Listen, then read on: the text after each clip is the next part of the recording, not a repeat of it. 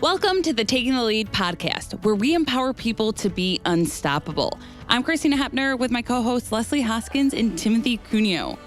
So we have a debate to settle. There's no debate here. There is a debate. It's very clear. Because, no, it is very clear on my end, but okay, anyways, if Do you want me everyone... to tell what happened? Yeah, The you real have to tell story? the backstory. No, you don't have the real story. Anyways. Yeah, okay. Timothy, remember last year, the Frozen Paul 5K was Yeah, the one first that year Johnny for it. won. He did not win. Thank you, Timothy. He did not win. Last year, I stayed at the finish line and I was looking for him, but then I also was helping because we had Canine Ambassador out there taking pictures, and I was just trying to help him be a good team member. Sure. Mm-hmm. And this year, So what happened was, the real story, Yeah, this the year real was the Johnny story. second came into the pancake breakfast first. and jumped in front of me and ran so Leslie would see him first. I beat him though, and I took a video No. that No. clearly shows him crossing the finish line after me, and I I'm already think behind the finish line. Did she not just say he ran to you first? Exactly. No, Leslie? he jumped in front She of said me. that. I stated the rules after he passed very... you on the track. No, because we didn't go in there first. We went. So we have great sponsors for this. Tever Pet sponsored it this year. And then we did it in downtown Rochester, Michigan. And so Rochester Mills Beer Company is also a sponsor. So some people were there and some people were at the Rochester Firehouse where there was a pancake breakfast. I thought Leslie was going to be in Rochester Mills. So Johnny and I both went there first. After I finished first, he was a few minutes after me. And then we went to the firehouse and we walked in at the same time. And all of a sudden I look over and he is like speeding up because he knows, he's like, oh, if Leslie sees me first, and he's taller than me, so he blocked me, she's going to lie. So for any And of say our he won. longtime listeners, last year when we had the race, this was the whole debate of who won the race between Johnny and Christina. I saw Johnny first, therefore Johnny won the race. And that's really the end. The finish No. line was whoever I saw first, basically, won the race. So then this year I was giving, obviously, Christina a hard time again, saying that Johnny was going to most likely win. And he did, because the finish line was whoever I saw first. No. And Johnny is who I saw first. You know what? And so she's trying everybody to But show me a video no. of Johnny finishing the race, and yet there's no proof of her ever I crossing the can line. show you the timestamps. It doesn't matter. Yeah, but you know how to edit things. Exactly. Good point, Timothy. She's in. know how to edit She's like in on M You motive. know what? She knows how to change things, probably. No. Oh my No. gosh. There's a whole conspiracy theory. You know here. what? I want people to email us at takingthelead@leaderdog.org and have my back. No, tell us who you think you won. Leslie, did you not tell her first one to me is the winner? Johnny. I knew. mean, we've been on this debate. This was about a month ago now, or almost 2 months now. Yeah, it's been a long debate, and But so please let us know your We haven't thoughts. talked about it on the podcast yet. Yeah, it still feels fresh in the mind. Let me get Johnny on here and get his perspective. That's a great idea. No, Timothy. no, please. Yeah, we got Nobody other needs to questions, listen too. to The him. ultimate goal is that Frozen Paul was a fantastic Yes. event. We had such a great time. Honestly, for weather, we got so lucky. It was cold. Yes. It was cold, but the sun was shining and it didn't snow. We had such a great turnout. It was so fantastic. And like Christina was saying, people were going for the pancake breakfast or going for their first, their free Beverage. beer through Rochester Mills. It was just really fun. Everybody was in high spirits. Yes. And it's always great to like see everyone in one place. Yeah, it sounds like it was a great day. I saw the pictures of it on Facebook. It looked a little cold, but I would have been there if I could. But a cold beer after a run like that, is that really? I don't know. So there was a lot of people in that line. I didn't have one, but I'd have to have hot coffee after. I a know run. that's how I You was. could Well, get coffee at the pancake breakfast. yeah. But it was beverage. So I don't know what else they were serving at Rochester Mills, because obviously there's kids that ran. It was really cool to just see so many people. And I've eaten there at that restaurant. It's pretty good, daggum good. So, Yeah, if you're in it that is. area, go there. Yeah. Awesome. We had a fantastic time. So let us know your thoughts. But I mean, obviously, Timothy and I know what really happened. So, Yeah, we did. all right. But today, you guys, such a great day. We have some fantastic guests. We have more than one. That's right. So we first have a client who has recently been to Leader Dog Campus getting his very first guide dog. But Excitingly enough, too, we also have a team member who happened to have been his very first contact with Leader Dog, but then was also a very consistent part of his journey. So it's a fun story to share. Yes. Kason Woods is a New York native whose vision loss was sudden. He was featured on a popular blog called Humans of New York, sharing his story. And that's when our colleague Danielle Theobald reached out to him and ended up assisting him through the application process and working with him as his guide dog mobility instructor. Kason and Danielle, welcome to the podcast. Kason, let's talk about your story. What was your life like before the sudden loss of your eyesight? Well, hey, everyone. Hey, what's up? How's everyone doing? Good. I'm happy to be here today. Yes. Thanks for having me. Yes, and before my blindness, my life, I was a bartender for a few years. Bartender, very energetic person. I kind of, protect the older brother. I'm the oldest of 7. Oh my Wow. Actually, you can say of 12, you adding my father's also. So yeah, but I'm the oldest, So a lot of responsibility growing up. Then life has changed. Extremely. Yeah, life is a big change. It's a big change. But yes, grew up with a lot of responsibility being the oldest and trying to be a role model the best I can, still got into trouble and things like that. But, I'm only human. Yes. But yeah, now we're here. Yes. What a journey. So, Kason, you told your story. I don't know if anyone knows about it, but it's a blog called Humans of New York. It's gotten a lot of viewers. It's a Facebook thing, but it's also a blog, and it tells people's unique stories. And I also remember seeing your story and reading about your story. If you mind telling us a little bit about your story that you shared on there and why you decided to share it on Humans of New York. Yeah, so it's actually been 4 years now. 4 years. This month made 4 years since the tragedy, the attack I was attacked on a New York City subway in Brooklyn, I believe January 15, 2020, just before the pandemic. So my life changed drastically, just like everyone else's. Everyone's life changed kind of drastic, but it was just so crazy to wrap your mind around it. It was crazy. And I told my story to Humans in New York. First of all, I'd never heard of the blog, actually. I never heard of it. It was a friend of mine that told me about it. And I went through this tragic event, and I never told my story at all. It was just being from where I'm from. You go through things, but you don't really talk about things that much. So I kind of had held in this entire time during the pandemic and everything, just going through my day to day and my big ups and downs. And telling my story was just like therapy for me that I didn't know I needed. And everything just came out, just rushed out. And it was actually because of my now ex-fiance who actually knew about the blog and kind of convinced me to, to tell my story. It actually was like a kind of like an omen kind of thing. She asked me, do I know the blog? And she should write to them. And I'm like, no, I'm not that type of person. I'm good. Then I said, what time it is? And it happened to be 8/19, which is my birthday. And I just took it as a sign and said, you know what? I'm going to do something different. It's a sign. I'm going to do it. And I told my story.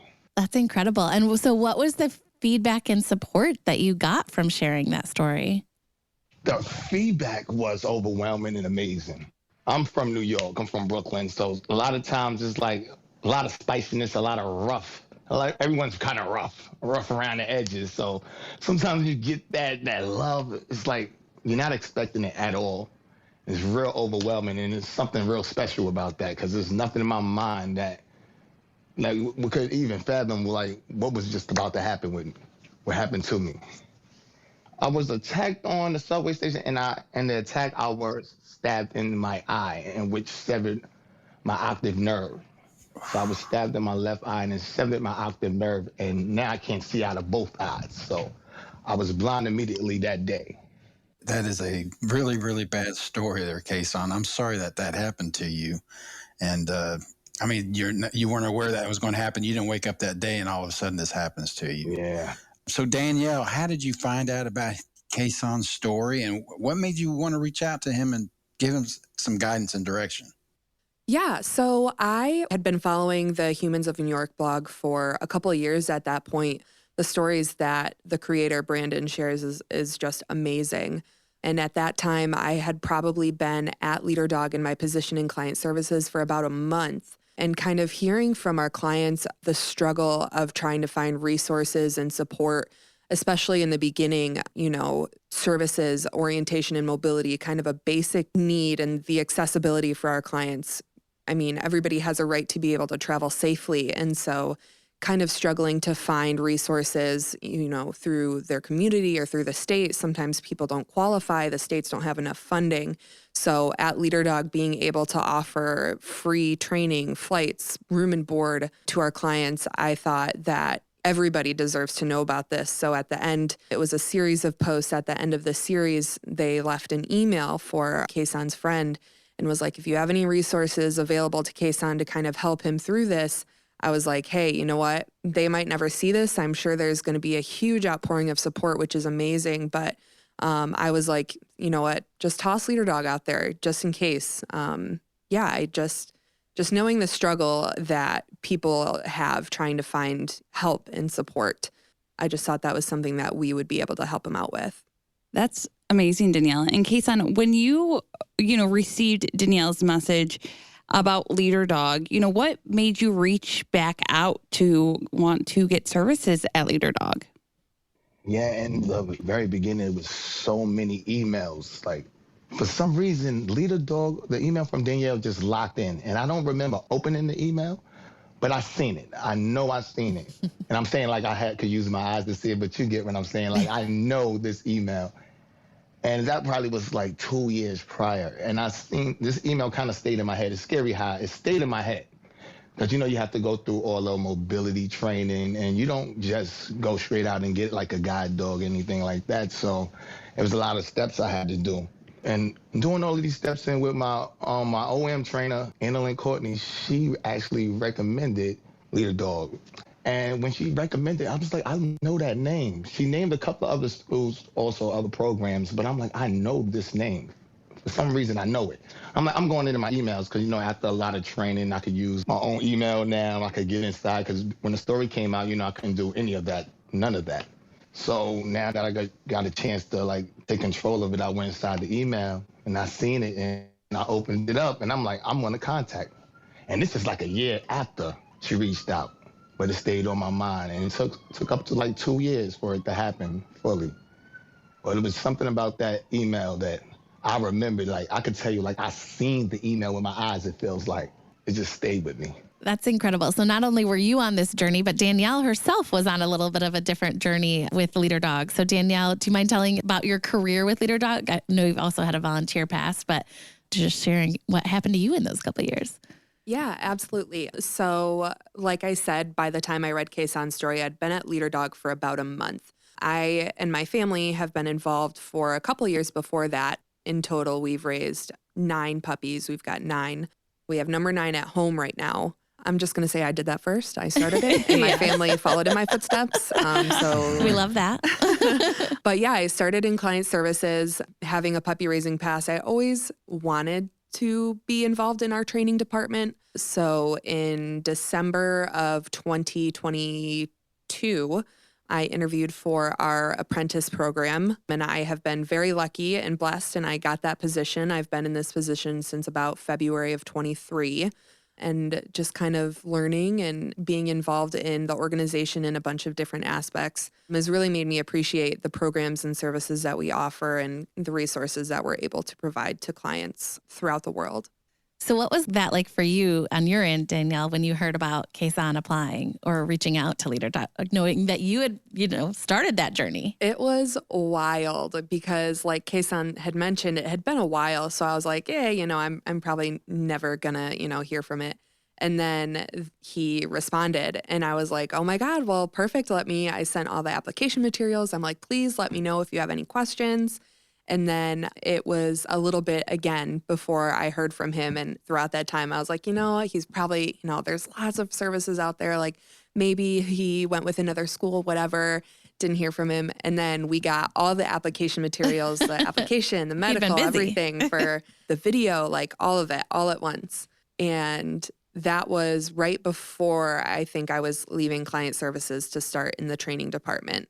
And it just so happened my very first string, my very first time, working with clients. I had two amazing clients, two amazing dogs that I got to work with in class, but it just so happened that I had thought that we had just such a great match for Kason for his first guide dog. And it was just insane the way that it worked out. It was like kismet almost, like it was wild. Yeah. So what was that like when you guys first met in person? Kason, Danielle, you guys can both answer this. Danielle, we'll start with you. And then Kason, you can give your reaction after.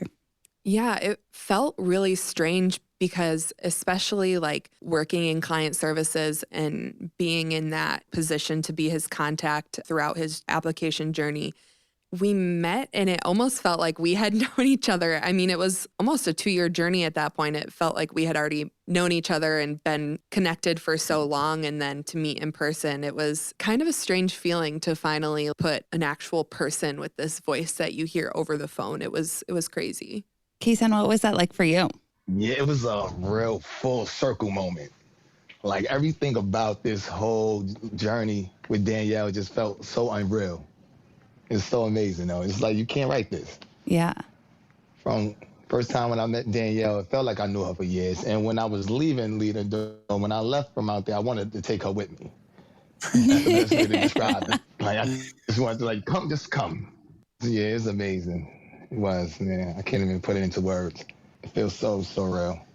Well, Kason, I'm reading in your bio that when you went to Leader Dog, that was your first time ever flying with your blindness. What was that like for you? Because we've got a lot of clients that have never flown before until they go to Leader Dog. So what was it like for you? Yeah, that was the moment of truth for me. I was real excited, a little nervous, but not scared. It was like a calming feeling like, you know what? I'm going to do this. I never got on a plane before, but you know what? I picked the perfect time. I can do it blindfolded. So that's special to tell somebody. The first time I went on a plane, I couldn't even see. I was blindfolded. So I was kind of happy about that. Like, you know what? I'm going to look at this as a journey for me. And you know what's on the other side? Something I don't know what it is, but it's something great. And I'm happy I did it. And I came back with Odyssey, my guide dog. And I got a chance to meet Danielle and my Leader Dog family. And how is it going? You actually did kind of get to take Danielle home with you in the sense that Danielle came and provided some in-home follow-up support with another one of our fantastic GDMIs, Jessica. So you kind of got the best of both worlds. You got to come on campus, of course, and have that support, and then some follow-up in your home area. What was that like having Danielle and Jessica there in New York assisting you and your new guide dog? Leader Dog has spoiled me so much. Like the bar is set so high. I got a chance to get on a flight to go out there, go to their town and their hood. Then they got the chance to come over here in my area, in my hood, and it just felt so good to have that support. Like starting this whole process, I didn't think it was going to be that personal and that like, all right, we're coming with you, and it feels great to have like a real team behind you. It's special. Leader Dog is special. Because that feeling I have, like that training out there is great, but to have the training in New York here with these sidewalk, these blocks, these sounds, and still have that support, like not to lose that support, is still there with you. It's a great feeling. I'm happy I did it. I love that. So Danielle, what was that like for you to go to New York and work with Kason and Odyssey out there?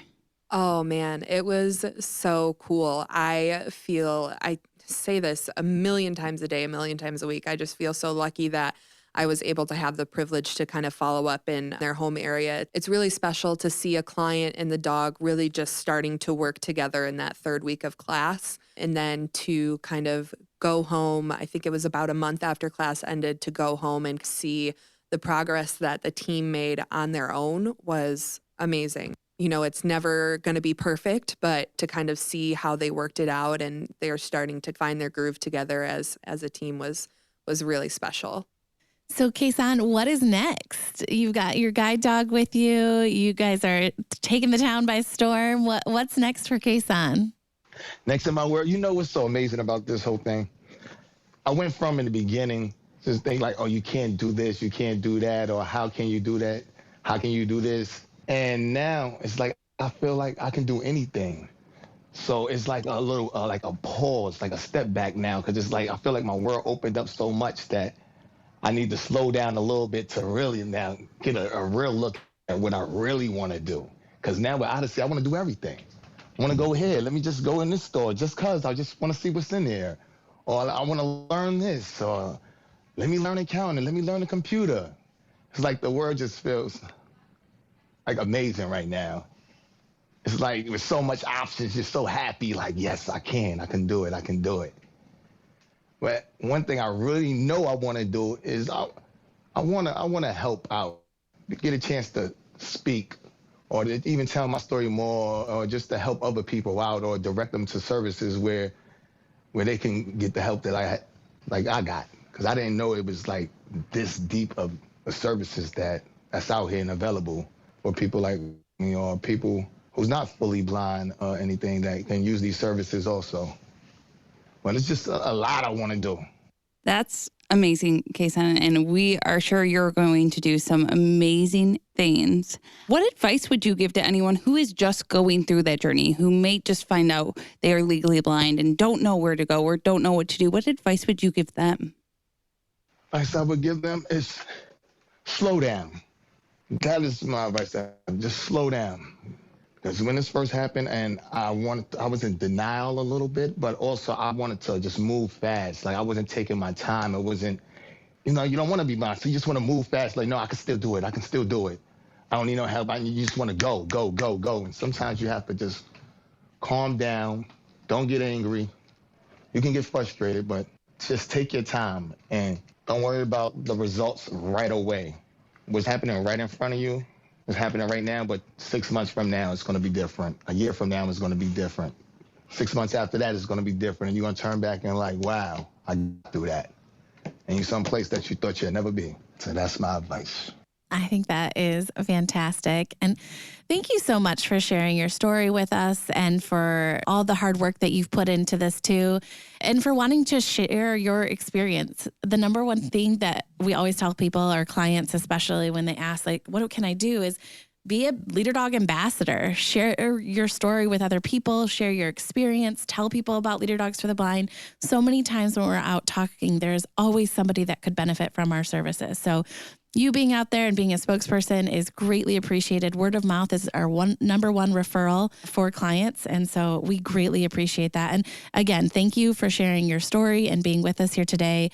We certainly appreciate it. No, thank you for having me. Thank you. I appreciate this. This is amazing.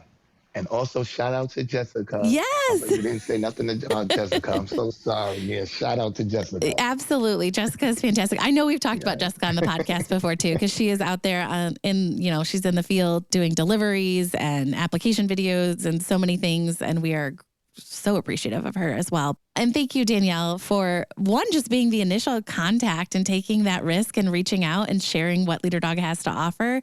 We probably all wouldn't be having this podcast together if it wasn't for that. So thank you and good luck as you continue on as a guide dog mobility instructor apprentice. It's fantastic and you're already exceeding.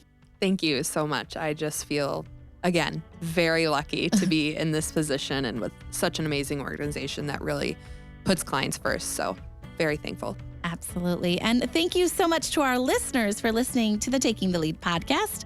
I'm Leslie Hoskins with hosts Christina Hepner and Timothy Cunio. We hope you enjoyed hearing Kason's story and the role Danielle played. Please join us next time as we continue to dive into the world of blindness. And if you'd like to learn more about applying to our free services at Leader Dog, you can head to leaderdog.org or call us at 888-777-5332. And don't forget, you can reach us at takingthelead@leaderdog.org with any questions or ideas. If you like today's podcast, make sure to hit subscribe and check us out wherever podcasts stream.